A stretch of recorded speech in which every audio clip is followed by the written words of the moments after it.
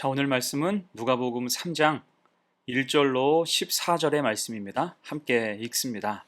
디베료 황제가 통치한 지 15해, 곧 본디오 빌라도가 유대의 총독으로, 헤롯이 갈릴리의 분봉왕으로, 그 동생 빌립이 이두레와 드라고니 지방의 분봉왕으로, 루사니아가 아빌레네의 분봉왕으로, 안나스와 가야바가 대제사장으로 있을 때에 하나님의 말씀이 비인들에서 사가랴의 아들 요한에게 임한지라.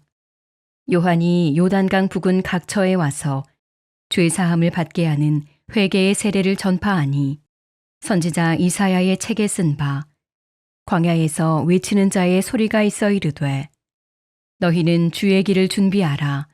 그의 오실 길을 곧게 하라.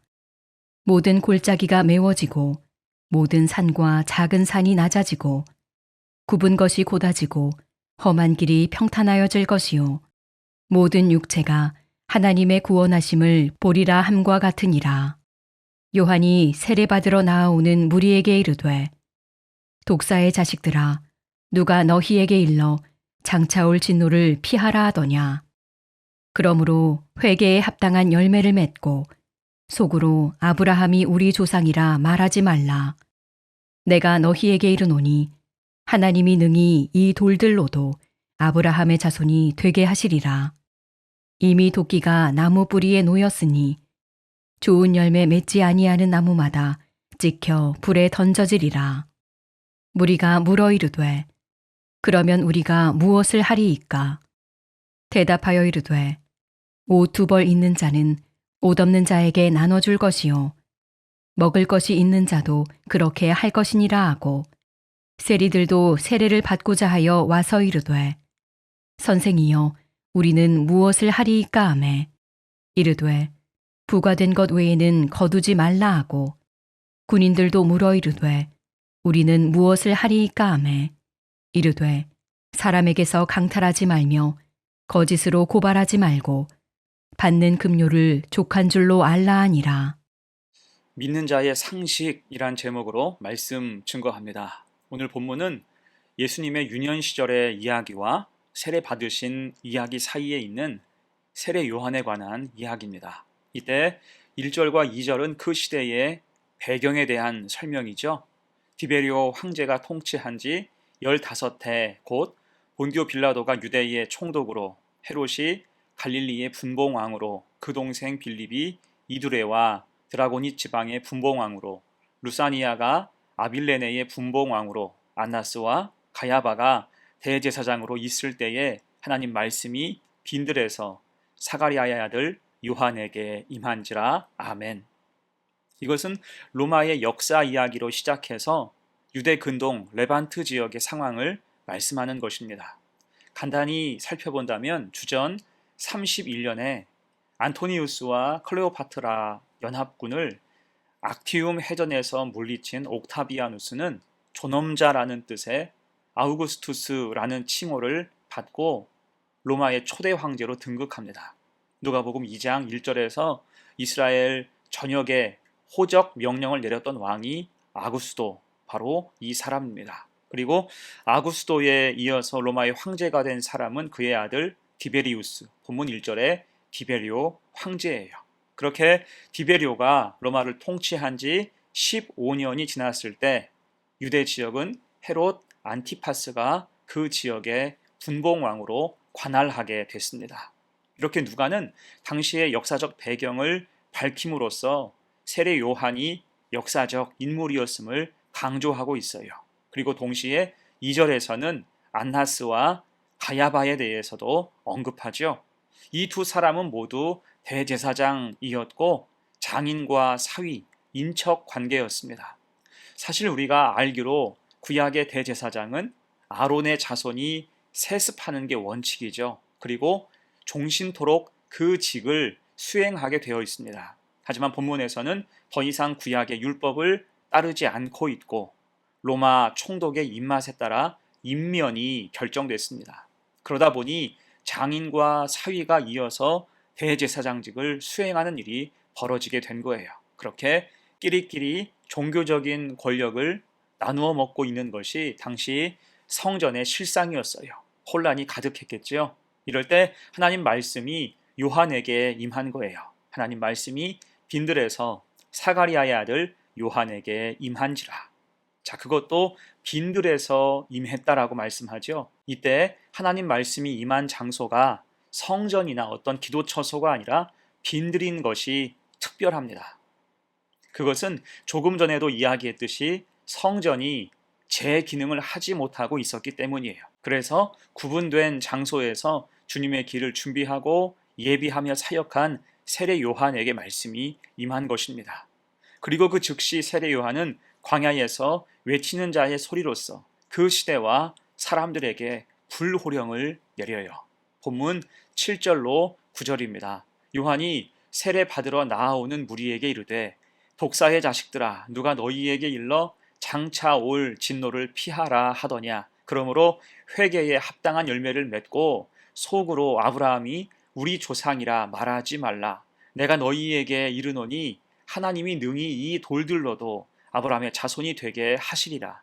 이미 도끼가 나무 뿌리에 놓였으니 좋은 열매 맺지 아니하는 나무마다 찍혀 불에 던져지리라. 아멘. 굉장히 강력한 선포예요. 한마디로 아브라함의 후손이라고 말하면서 한없이 느슨하고 게으른 그 신앙에서 돌이키라는 것입니다. 동시에 그런 불신앙에는 반드시 심판이 임할 것이라고 선포하고 있어요.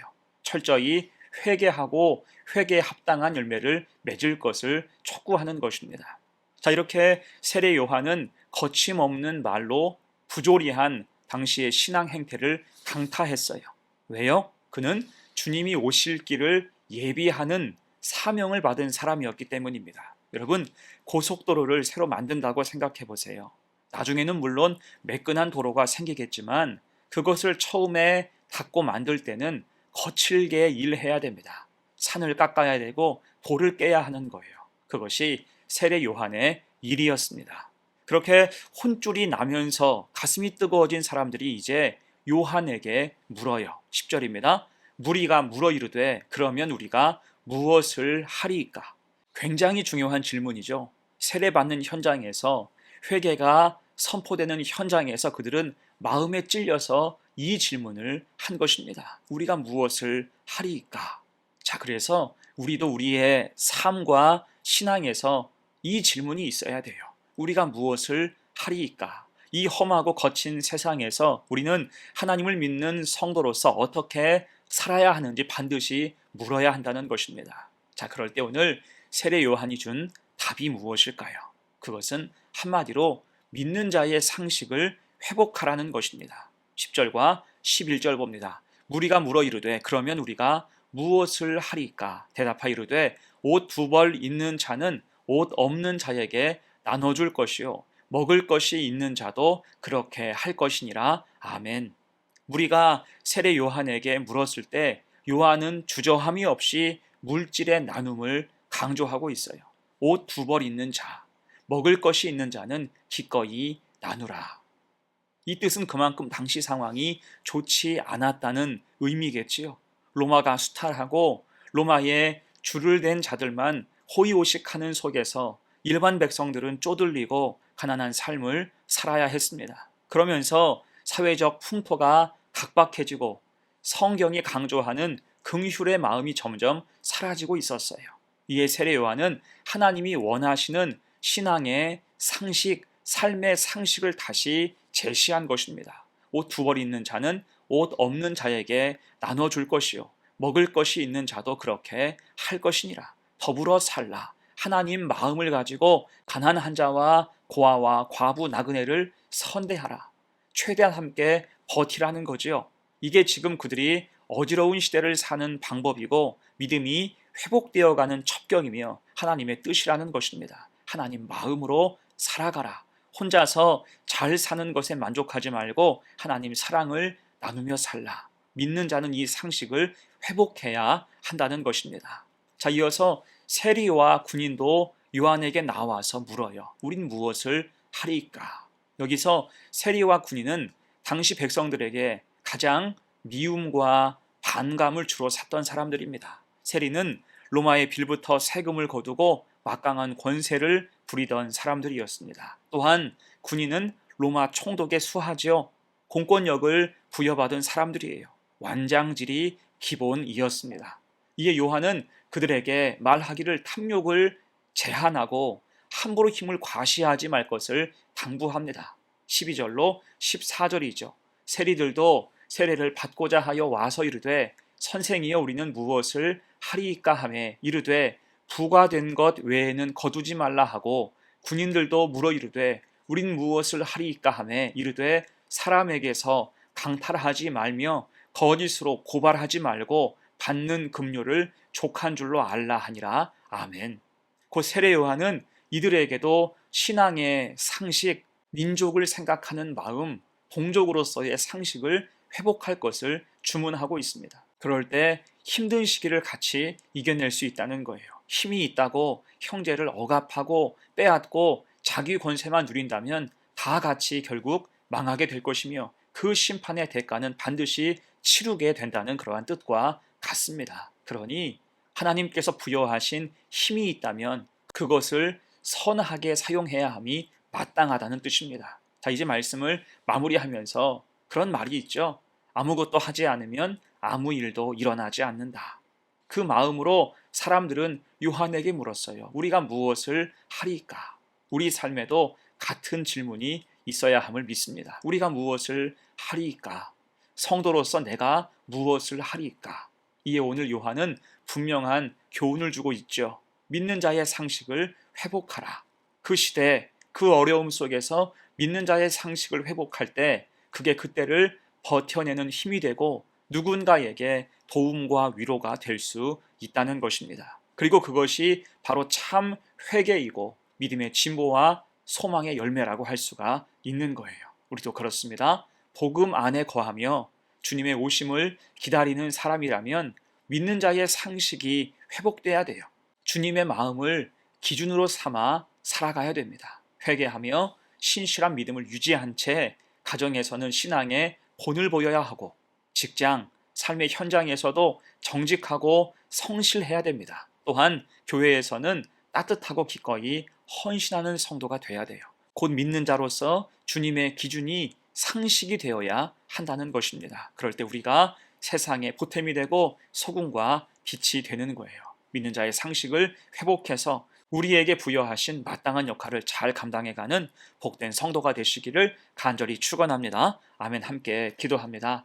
은혜로우신 주님, 세례 요한의 통렬한 선포를 우리도 마음에 새겨서 구원을 보장받았다는 잘못된 생각을 떨쳐버리고 회개하고 신실하게 주님 앞에 설 때 믿는 자의 상식을 회복하고 회개에 합당한 열매를 맺어가게 하옵소서.